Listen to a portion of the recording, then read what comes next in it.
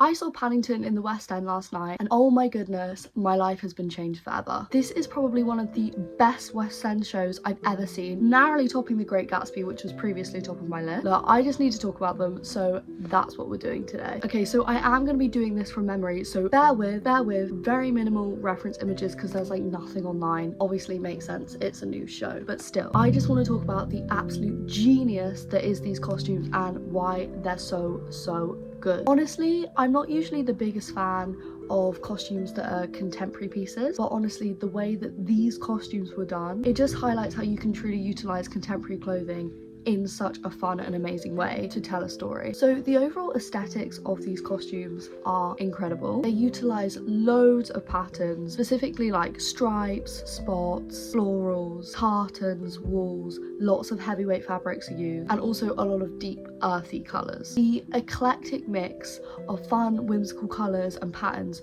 just feel fun and whimsical in the way that the story of Paddington always has been. However, the heavyweight fabrics and use of contemporary clothing also grounds it in this sense of reality, especially with the use of modern day silhouette. You've got a fantastical story happening in a real world. Since the story of Paddington balances fun, whimsical comedy with a lot more heavier weight themes like immigration and isolation within society, it is so important that these costumes are versatile in just the same way, which, spoiler alert, they are. So the designer's intent is, as it sounds, the intent of the designers. So the designers were Slade and Safar. Yeah, I just double checked, that is right. And one thing they talk about, and they said this in the program, was having magical realism. And you'll see as I talk throughout this video, everything is rooted in reality while still having that fun and magical, whimsical nature. So costume wise, let's start with the ensemble. Often overlooked, I think so anyway, the ensemble are exponentially important to a show, and in turn, so are their costumes. They establish scenes and moods and are often used to set scenes.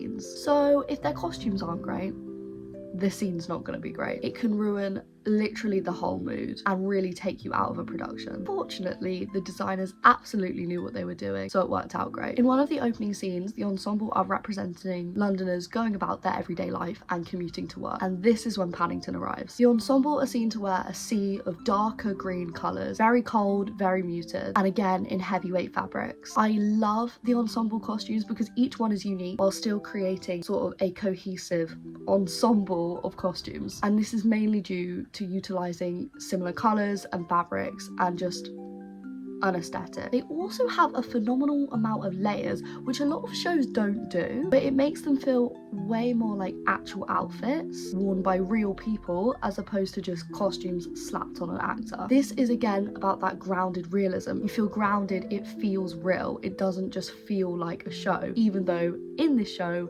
there are a lot of fantastical elements. I particularly like the use of accessories like scarves, headphones, gloves. Each character has quite a lot. Again, it's building lots of layers, and the more layers you have, the more a character sort of feels real, because again, it doesn't feel like a costume, it feels practical, it feels like something that would be worn by a person. I really like the utilization of headphones in this opening scene because they're used to sort of block out the world and to ignore other people, especially in this case Paddington. They're also utilised by Judy, the daughter in the Brown family, when she's trying to shut out the world at the beginning of the show. Mrs. Brown is perhaps my favourite character in the whole show, and she has the most amazing wardrobe. She wears a lot of earthy colours with a wide mix of greens, yellows and oranges mostly, think autumnal colours, although she does wear a range of shades and patterns throughout the show. These fun colours and patterns reflect her creative and bubbly personality and also feel deliberately chosen by her. She wears a warmer colour palette, highlighting her warm and inviting nature. She particularly contrasts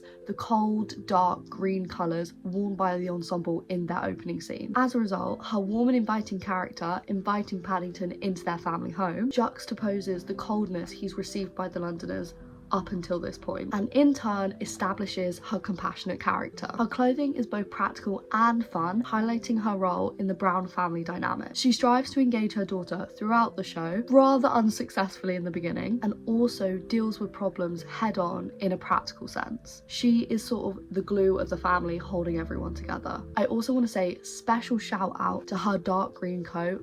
Oh my god, guy, I need to make this, you don't even understand. It's like dark green covered in embroidery, like oranges, yellow, red. It's so beautiful. I also read a lot of her clothing especially was utilizing vintage silhouettes, so still like modern clothing and high street fashion, so sort of, you know, the everyday person utilizing these silhouettes and patterns and colours, which I think sort of just add onto her character and make her clothes again feel like generational pieces and things that really speak to her character and her identity, as opposed to just random staples, you know. I also think a lot of her wardrobe feels handmade, and she definitely feels like a character who would make her own clothes, upcycle, recycle, make clothes for herself and for other people.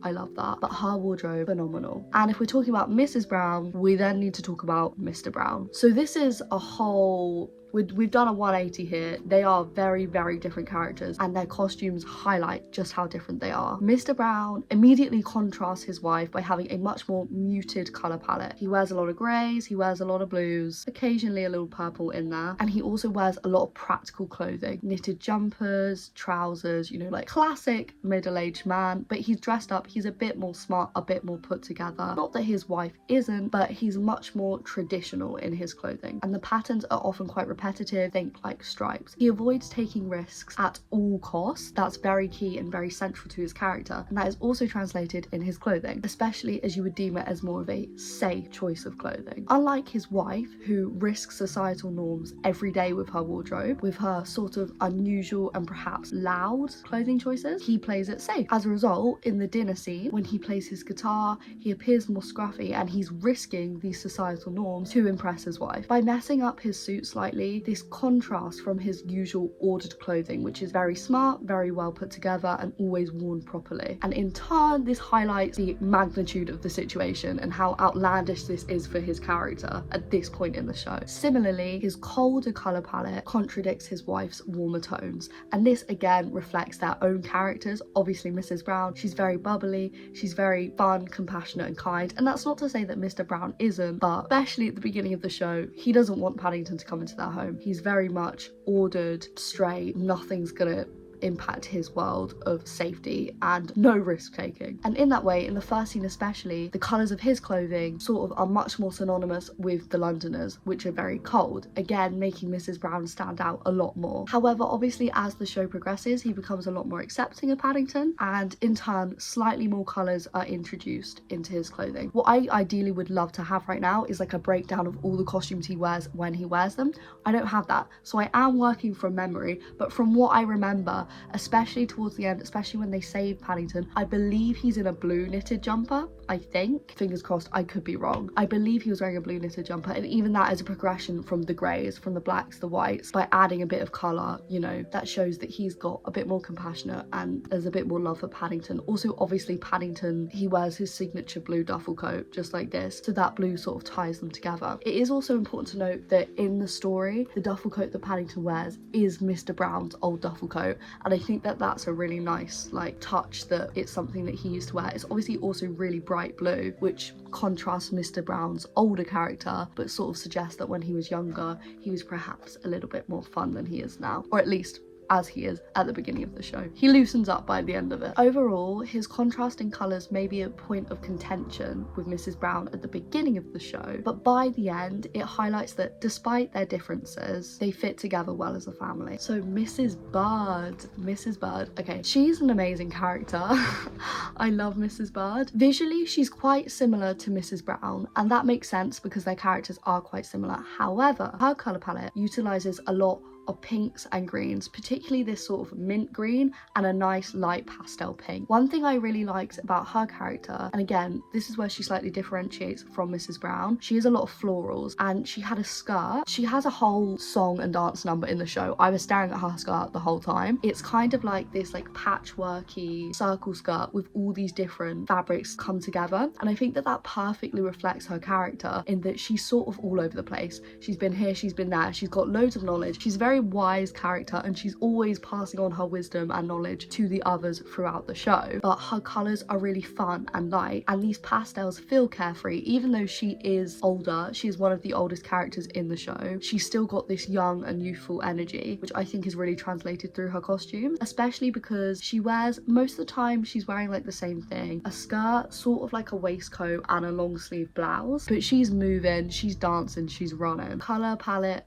like I said, a lot lighter. Her fabrics don't feel that heavy. She does wear a coat at one point, which is very much thicker and heavier weight, but especially like her skirt, her blouse, her waistcoat are very much lighter fabric, and I think that again, that just represents her sort of fun, more carefree character. She obviously does care, but she's not really stressed. The only time she's probably stressed in the show is when Paddington's missing, but even at that point she does something about it. She's a very active, concentrated character. She's always moving, and she obviously has a lot of love and compassion, and I think that again, her fun, lighter colours sort of reflect that. Also, can I just say I didn't write anything down for her because I completely forgot, so that was all from my head. So let's just appreciate that for a moment. Thank you. And let's talk about, who should we talk about next? Let's talk about the antagonist of the show, Millicent Clyde. So Millicent Clyde, beyond having a really good musical number, she's got very good costumes. So let's talk about them. As the main antagonist of the show, Millicent Clyde is very clearly separate from the rest of the cast in terms of costumes. She too wears heavy fabric, particularly what it looks like are a lot of wool blends, but unlike the other characters who sort of have these layers, she does have more costume looking pieces. Interestingly, in the interview, I think with Gabriella Slade, she says that she was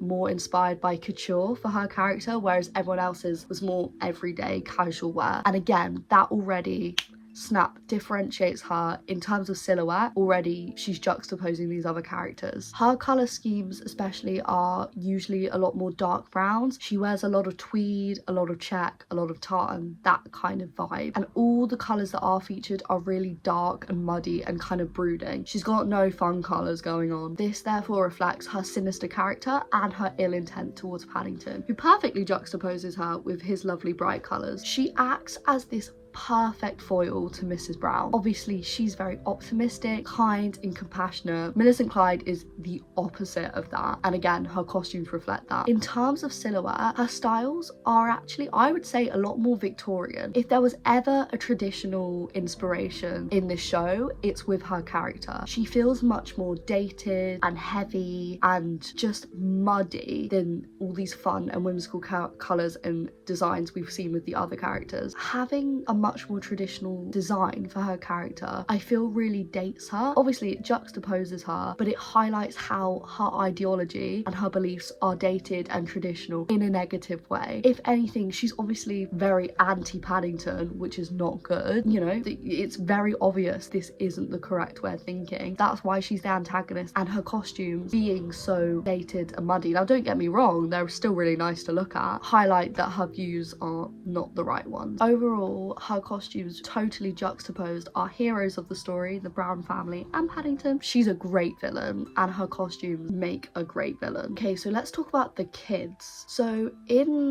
the show, there are three main children. You've got Judy Brown, Jonathan Brown, and Tony. I don't know if Tony has a last name. And then you also have Paddington, but we'll get to Paddington because obviously main character, we'll get to him. So Judy is a teenager. Judy wears a lot of purple, a lot like what I'm wearing right now. She's very much sticks to one colour palette, and that is purple, which I find really interesting because it is not at all what either of her parents are wearing, which immediately differentiates her from them. They are separate. She's younger. She's in a whole different world to them, especially Mrs. Brown, who's obviously a lot warmer. You've got those autumnal colours, red, orange, yellow. Mrs. Brown doesn't really wear purple at all, and obviously Judy is near enough just wearing purple. I think it sort of separates her from everyone really in this like separate class of teenager, and highlights her own struggles throughout the show of feeling isolated, especially at the beginning. She kind of doesn't feel like she fits in. Her family are a constant embarrassment to her, if you will, you know, social damnation. That's how she feels. Her world is ending, even though it obviously isn't. That's kind of what it feels like to be a teenager. I can still say that because I'm still 19, although I'd like to think I'm a little bit more mature than that now. But she's really fun. She wears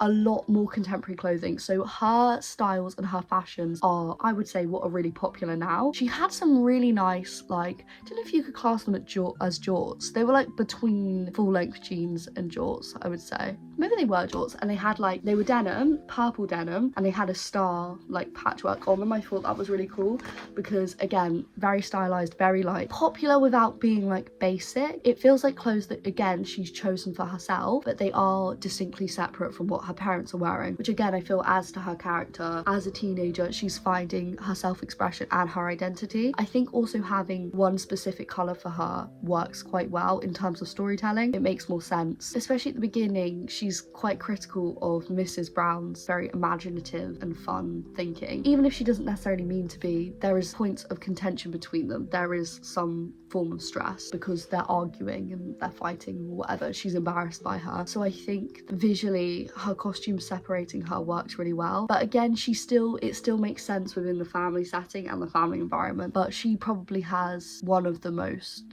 like modern styles of clothing. The ensemble also utilize them in various scenes, but it works for her. Okay, now Jonathan, her brother, younger brother, Jonathan Brown. Jonathan wears lots of bright primary colours, so mainly blue but also yellow, red in like blocks of colour, and this reflects his optimistic and childlike character. Unlike his mother and Mrs. Bird, who have this bright eclectic mix of shades and colours and patterns, Jonathan doesn't. Whereas their style feels a little bit more all over the place in the best way, his doesn't. And this isn't to say that he isn't an imaginative character, because he is. Also, he loves Paddington just as much as they do. However, he loves his facts and is a very logical thinker. We know that he reads encyclopedias and he also sort of spouts facts non-stop, and they usually help in the context of the story. Not always, but they are used to help them. Therefore, these block colours sort of reflect his logical thinking and his very factual brain. Throughout the show, he solves problems by utilising this very skill. Also, fun mention,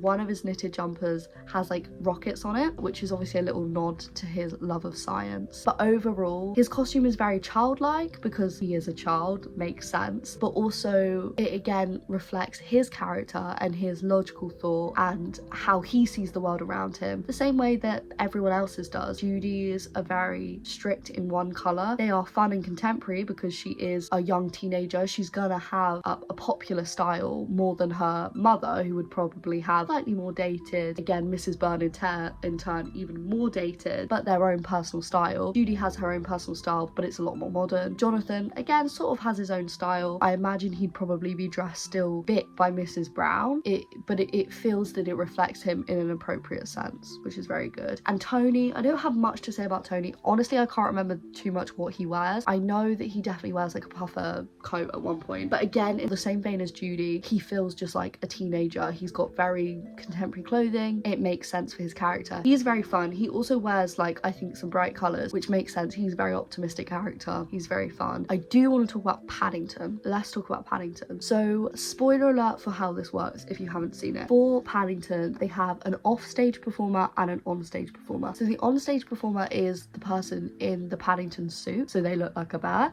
Doesn't look like a person. There is a person in there. The off-stage performer does the voice of Paddington. So they sing, they talk, speaking throughout the whole time. It's their voice. So the off-stage performer actually does come on stage about 3 times total in the show, I think. As a result, he too needs a costume. Arguably, he has one of the most simplest costumes in the whole show, but I would also say the most effective. He wears jeans, t-shirt, and a zip-up jumper. To me, this is like the most perfectly typical outfit literally anyone could wear. It is applicable to anyone, to everyone. Doesn't matter where you live. Everyone's familiar with jeans, everyone's familiar with t-shirt, everyone's familiar with a jumper. They're universal wardrobe staples. And I think that in turn, this perfectly explores the deeper themes of immigration that Paddington is about. He is rejected by so many people when he first arrives in London because he's foreign, because he's different. I use that in air quotes because that's the word they use in the show. He's not from England, therefore he's rejected by all these people. But this costume perfectly highlights that he isn't any different to anyone else. A t-shirt, a jumper, and jeans are a staple everywhere, and probably almost everyone owns these pieces in their wardrobe, especially young people. Of course he is different because yes, he's a bear. But if you're looking at the story of Paddington in an allegorical sense, he is also just a boy who's been sent away from his home country because of devastation in search for a better life, for a family, for someone who can take care of him. The real costume for the offstage performer being such normal wardrobe staples that are so regularly worn by so many people, it really grounds his character within reality and also allows the audience to perceive Paddington not just as a bear but as a person. Also, slight spoiler, but in the final scene, Paddington's offstage and onstage actors both appear to portray Paddington together in the final scene. So there's like 2 Paddingtons. I think this is so special. Like I can't describe to you how much I love that they made this creative choice, because I think it finally shows the acceptance of Paddington within London, within the community, not just as a bear but as a person. Paddington's amazing, and I know that the story is so fun because he's a lovely little bear that comes to London and finds a family, but I think that what it stands for is so important, especially today. I just think, you know, beyond the costumes, this is such an important show, especially in contemporary times with the rise of political parties like Reform, racial abuse being so common everywhere, all over England.